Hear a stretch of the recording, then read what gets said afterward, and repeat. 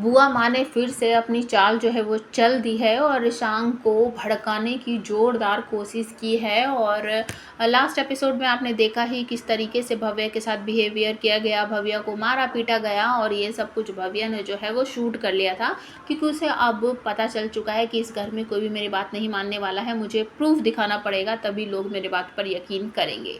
और दूसरी तरफ आपको ये भी देखने को मिलेगा कि भव्या जो है वो अपने और रिशांग के कमरे में जाती है तो वहाँ से सारा रिशांग का सामान जो है वो उठा कर फेंकने लगती है।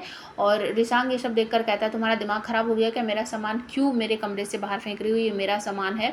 तो भव्या कहती है हाँ मुझे पता है ये तुम्हारा ही सामान है। और वो तुरंत ही अलमारी की तरफ बढ़ती है, वहाँ से सारे उसके कपड़े ड्रेस वगैरह उठाकर बाहर निकाल कर फेंकने की कोशिश करती है। तो रिशांग उसका हाथ पकड़ लेता है और कहता है तुम्हारा दिमाग ख़राब है क्या, ये मेरा कमरा है, मेरी अलमारी है, मेरे कपड़े हैं। तो भव्या कहती है मुझे अच्छी तरीके से पता है कि तुम्हारे कपड़े हैं, लेकिन अब मैं तुम्हारे साथ नहीं रहूँगी और इसलिए तुम्हें इस कमरे से जाना पड़ेगा। रिशांग कहता है मैं कहीं नहीं जाऊँगा, ये मेरा कमरा है। भव्या कहती है तुम फिर से भूल गए, ये कमरा तुम्हारा नहीं है, ये घर मेरा है तो ये कमरा भी तो मेरा हुआ। सॉरी मैं तुम्हारे साथ एक ही कमरे में नहीं रह सकती। तो खींचातानी में वो अलमारी थोड़ी सी जगह से हिल जाती है, मतलब आगे को गिरने लगती है। तो रिशांग अलमारी को पकड़ लेता है, भव्या को भी पकड़ लेता है, नहीं तो भव्या भी गिरती और अलमारी उन दोनों के ऊपर गिर जाती।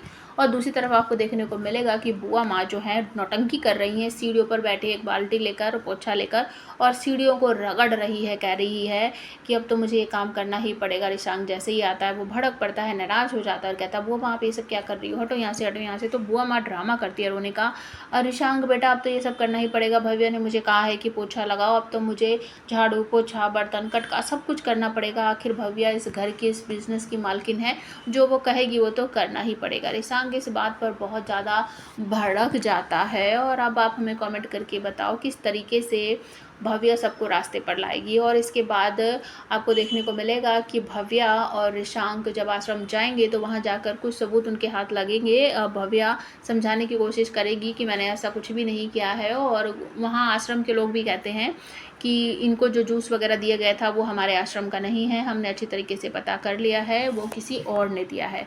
तो भव्या कहती है कि ज़रूर इसमें हमारे किसी घर वाले का ही हाथ है। रिशांग फिर से डांटता है तुम्हारे घर से कौन, मैं और मेरी मॉम, तुम्हारा दिमाग ख़राब हो गया है, हम डैड को कुछ भी ऐसा नहीं कर सकते। भव्या कहती है देखो मेरे पास सबूत है, लेकिन रिशांग कहता बस चुप